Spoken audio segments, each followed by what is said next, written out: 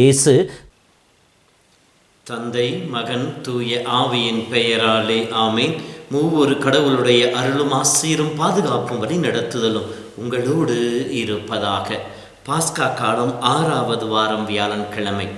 இயேசுவில் என் அன்பார்ந்த சகோதர சகோதரிகளே, இறைவன் கொடுத்த அருளாலும் ஆசீராலும் நாம் பிறருக்கு ஆசீர்வாதமாக மாறவும், நம்முடைய சொல்லும் செயலும் பிறருக்கு இறைவனுடைய அன்பை வெளிப்படுத்தி காட்டுவதாகவும் அமைந்திட வேண்டும். 2 கொரிந்தியர் 6:4 பவுலடியார் சொல்லுகின்ற பொழுது, எல்லா சூழல்களும் நாங்கள் கடவுளுடைய பணியாளர்கள் என்பதை எங்கள் செயல்களால் வெளிப்படுத்தி காட்டுகின்றோம் என்று சொல்லுவார். நம் ஆண்டவரை சார்ந்தவர்கள், நம் பேச்சில் அல்ல, மாறாக நம் செயல் ஆண்டவரை சார்ந்தவர் என்பதை வெளிப்படுத்தி காட்ட வேண்டும்.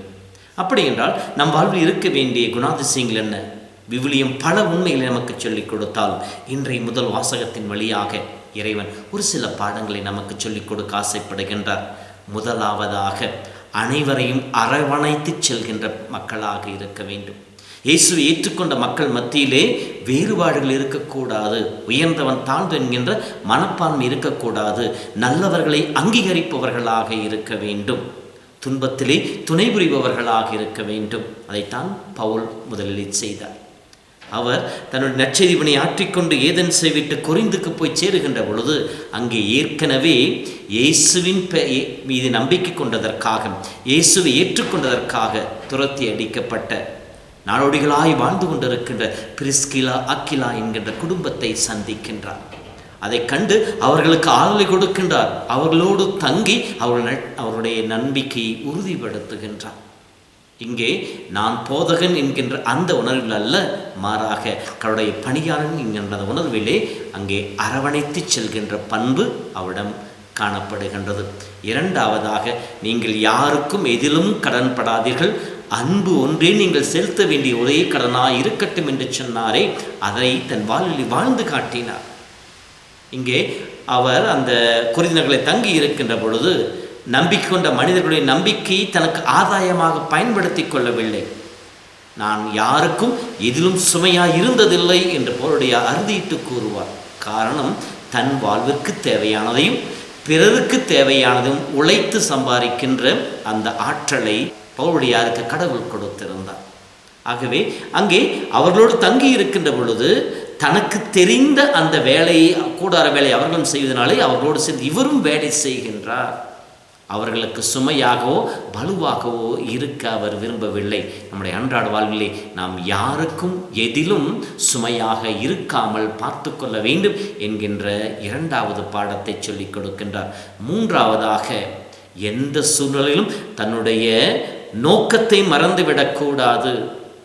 அவர் ஒவ்வொரு இடத்திற்கு செல்கின்ற பொழுதும் தொழுகை கூடத்திலே ஓய்வு நாள் என்று சென்று போதிப்பதை அவர் மறந்ததில்லை, மறுத்ததில்லை. வாய்ப்பு கிடைத்தாலும் கிடைக்காவிட்டாலும் ஓய்வு நாளிலே இயேசுவை பற்றி அறிவிப்பவராக இருந்தார். ஆலயத்தை சுற்றியே தன் வாழ்வை அமைத்துக் கொள்பவராக அவர் அமைந்திருந்தார். நம்முடைய வாழ்விலும் வாரம் முழுவதும் வேலை செய்கிற நாம் அந்த ஓய்வு நாளிலே ஆண்டவரை தேடுகின்ற, ஆண்டவரை பார்த்து அமர்கின்ற அந்த ஒரு குணத்தை நாம் வளர்த்து கொள்ள வேண்டும் என்கின்ற 3வது பாடத்தை சொல்லிக் கொடுக்கின்றார். 4வதாக, இப்படி இந்த ஓய்வு நாள் அவர் நற்செய்தி பணி ஆற்றுகின்ற பொழுது அது ஏனோதானோ என்று செய்யவில்லை, கடமைக்காக செய்யவில்லை, மாறாக ஆர்வத்தோடு அதில் ஈடுபட்டார் என்று சொல்லப்படுகின்றது. உள்ளார்ந்த ஆர்வத்தோடு, முழு ஆர்வத்தோடு அந்த ஆண்டவரை தேடுவது, இறை வார்த்தையில் இறைவனை கண்டுகொள்வது, இறைவனை பகிர்ந்து வாழ்வது என்கின்ற அந்த உணர்வு நமக்கு தேவை. 5வதாக, அந்த ஆர்வமிக்க செயல் பிறருக்கு சான்றாக இருக்க வேண்டும். நான் ஆண்டவர் மீது வைத்திருக்கிற நம்பிக்கை, நான் ஆண்டவரை தேடி வருகின்ற என்னுடைய செயல்பாடு, ஆண்டவரோடு நான் இணைந்து அவரை மகிமைப்படுத்துகின்ற புகழ்கின்ற அந்த என்னுடைய வழிபாடு பிறருக்கு சான்றாக இருக்க வேண்டும். பிறரையும் ஆண்டவர் அருகிலே கொண்டு வந்து சேர்க்கின்ற ஒரு வழியாக அமைந்திட வேண்டும் என்கின்ற அடுத்த பாடத்தையும் பவுலுடையார் நமக்கு சொல்லி காட்டுகின்றார். இப்படி ஆண்டவரை துதிக்கின்ற பொழுது, ஆண்டவருடைய பணியை செய்கின்ற பொழுது, எதிர்ப்புகள் வருகின்ற பொழுது சோர்ந்து போகாமல், தளர்ந்து போகாமல், கவலைப்படாமல் அதை உதறி தள்ளிவிட்டு, யாராவது உங்களில் ஒரு நகரில் ஏற்றுக்கொள்ளாவிட்டால் உங்களை மேலுடையை உதறி தள்ளிவிட்டு, கால்கள் இருக்கிற தூசிகளை உதறிவிட்டு வெளியேறுங்கள் என்று இயேசு சொன்னாரே, அதை போலவே பவுலடியாரும் இதோ என்னை ஏற்றுக்கொள்ளவில்லை, நான் இவ்வளவு கஷ்டப்பட்டு போதித்தும் என்னை அவர்கள் அங்கீகரிக்கவில்லை என்று தளர்ந்து போய்விடவில்லை. மாறாக தொடர்ந்து நான் மற்ற இடங்களுக்கு செல்கின்றேன், வாஞ்சியோடு இருக்கிற மக்களுக்கு இறை வார்த்தை அறிவிக்க செல்கின்றேன், ஆண்டவரை பரப்புவது என் வாழ்வின் மையம் என்பதை மட்டுமே வைத்து அவருடைய வாழ்ந்ததாக இருக்கிறது. நம்முடைய அன்றாட வாழ்விலே கிறிஸ்துவ வாழ்வினால் சந்திக்கின்ற துன்பங்கள், துயரங்கள் பல. எதுவாயினும் எதிர்ப்புகள் வருகின்ற பொழுது சோர்ந்து போகாமல், தளர்ந்து போகாமல், இறை நம்பிக்கையோடு தொடர்ந்து செயல்பட வேண்டும் என்கின்ற அடுத்த பாடத்தை நமக்கு சொல்லி காட்டுகின்றார். ஆகவே அன்பு சகோதரமே, இன்று நாம் இயேசுவில் நிலைத்து வாழ முயற்சிப்போம்.